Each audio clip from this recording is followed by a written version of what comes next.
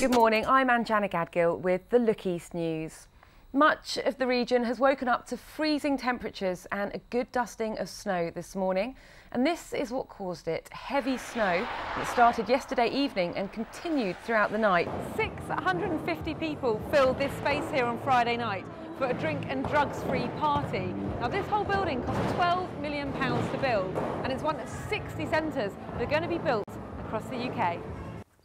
This is the Elvedon Estate in Suffolk. It's a 10,000-acre farm. Look how dry this field is. There's wheat in here at the moment, and if it doesn't rain soon, they're going to be in trouble. We're back at Elvedon, where they grow 80,000 tonnes of vegetables a year. They really need that water. For the estate, it's all about trying to find quality for your Sunday lunch table. And the good news is that forecasters are predicting there could be rain by Wednesday. Today our secondary schools have been given their marks in the annual league tables. Anjana Gadgil has been going through the figures. What do they tell us? Well, we've seen some remarkable results, Stuart, especially in Essex. In fact, I've made up a whiteboard so I can show you them.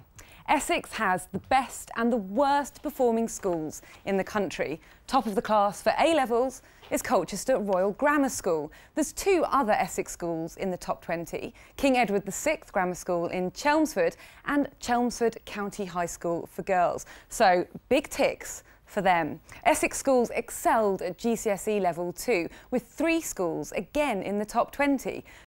When the Memorial Garden was built in 1938, it was used by local people as a place to meet up. Now, they've had to go elsewhere for the past 4 years, but it's hoped that next year they'll return.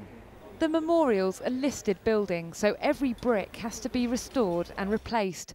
There'll be a dig here every summer for the next 4 years, but it'll take the team at least 10 years to understand what was here, how people lived and died here, and why, after Roman times, everybody disappeared. It's been a real struggle for gardeners too, especially when your garden's as big as Chippenham Park. There's 350 acres displaying autumnal colours, but the leaves and the lawns are more yellow than usual and they can't begin to plant for next season. Lessons are currently taking place in the old Heartsease High School buildings behind me, but from September pupil numbers will double in size and they'll come to their new home. The way it is built is in a circle, and you don't get a lot of schools like that now. Well, it's England 2, Germany 6 right now with just 4 minutes left, but as you can see, that hasn't deterred the girls from Aylesham Football Club from having a good time this afternoon. Now, England have scored 2 goals, and this was the girls' reaction in the first half when Karen Carney scored for England.